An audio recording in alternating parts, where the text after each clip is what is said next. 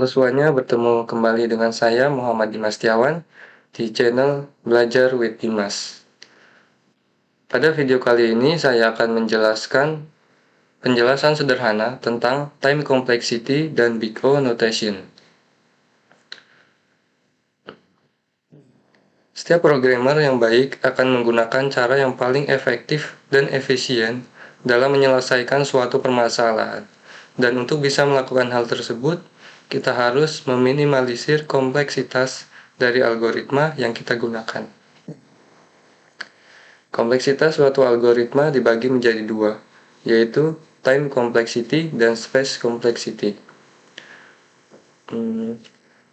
Time complexity adalah beberapa lama waktu yang diperlukan untuk menjalankan suatu algoritma, sedangkan space complexity adalah beberapa besar memori yang kita gunakan untuk menjalankan suatu algoritma, dan di sini kita hanya akan membahas tentang time complexity. Sebelum kita melakukan pembahasan, kita harus mengerti dulu apa itu algoritma atau fungsi. Sederhananya, algoritma adalah serangkaian proses yang dilakukan secara berurutan untuk menyelesaikan sebuah permasalahan. Algoritma bisa bermacam-macam tergantung kepada siapa yang akan membuat algoritma tersebut. Namun, permasalahannya adalah algoritma mana yang lebih efektif dan efisien. Seperti halnya yang sering kita hadapi dalam permasalahan sehari-hari, ketika kita akan berpergian ke suatu tempat, kita tahu ada banyak jalan yang bisa dilalui untuk bisa sampai ke tujuan. Namun permasalahannya adalah rute mana yang paling cepat yang bisa kita ambil untuk sampai di tempat tujuan. Time complexity analysis adalah suatu cara sederhana untuk mengetahui berapa lama waktu yang dibutuhkan untuk menjalankan suatu algoritma dengan input tertentu atau N, biasanya lebih dikenal dengan sebutan Big O notation. Big O notation digunakan untuk mengukur tingkat kompleksitas suatu algoritma. Jadi, apa itu Big O notation? Big O notation adalah cara untuk mengkonversi keseluruhan langkah-langkah suatu algoritma ke dalam bentuk aljabar, yaitu menghiraukan konstanta yang lebih kecil dan koefisien yang tidak berdampak besar terhadap keseluruhan kompleksitas permasalahan yang diselesaikan oleh algoritma tersebut.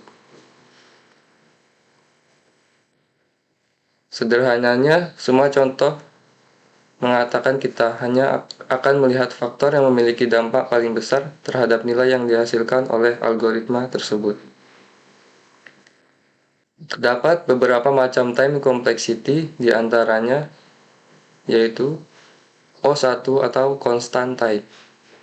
Constant time artinya banyak input yang diberikan kepada sebuah algoritma tidak akan mempengaruhi waktu proses atau runtime dari algoritma tersebut. Berikut adalah contoh dari constant time. Di sini. Contoh di atas terdapat sebuah fungsi untuk mengambil elemen pertama dari sebuah input array.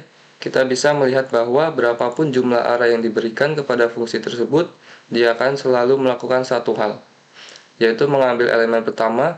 Itu artinya jumlah input yang diberikan tidak mempengaruhi waktu proses atau runtime dari algoritma tersebut.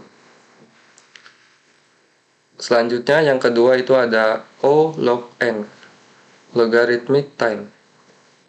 Logarithmic time artinya ketika kita memberikan input sebesar n terhadap sebuah fungsi, jumlah tahapan yang dilakukan oleh fungsi tersebut berkurang berdasarkan suatu faktor. Salah satu contohnya adalah algoritma binary search. Binary search adalah algoritma yang digunakan dalam mencari posisi nilai dari suatu array dengan mengeliminasi setengah dari array input untuk mempercepat proses pencarian.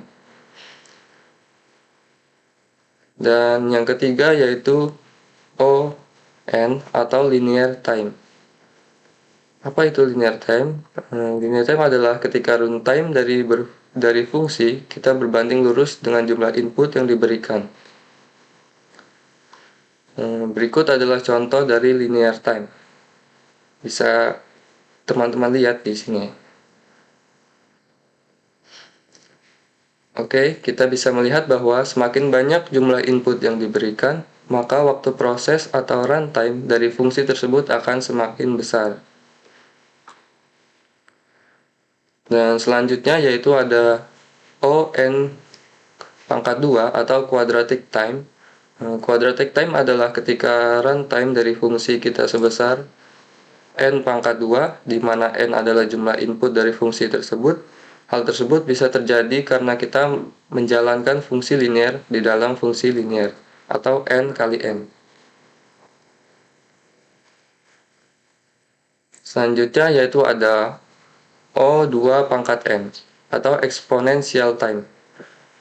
Exponential time biasanya digunakan dalam situasi di mana kita terlalu tahu terhadap permasalahan yang dihadapi, sehingga mengharuskan kita untuk mencoba setiap kombinasi dan permutasi dari semua kemungkinan. Itulah macam-macam dari time complexity. Jadi kesimpulannya adalah setiap programmer kita seringkali dihadapkan dengan adanya beberapa solusi untuk sebuah permasalahan, dan kita dibingungkan dengan pertanyaan mana solusi yang lebih efisien. Nah, dengan memahami Big O Notation ini, kita akan lebih mudah dalam melihat mana algoritma yang lebih efisien yang bisa kita gunakan untuk menyelesaikan permasalahan yang sedang dihadapi. Mungkin itu saja yang dapat saya sampaikan dalam video kali ini. Sampai bertemu kembali. Jangan lupa di like dan subscribe serta komen.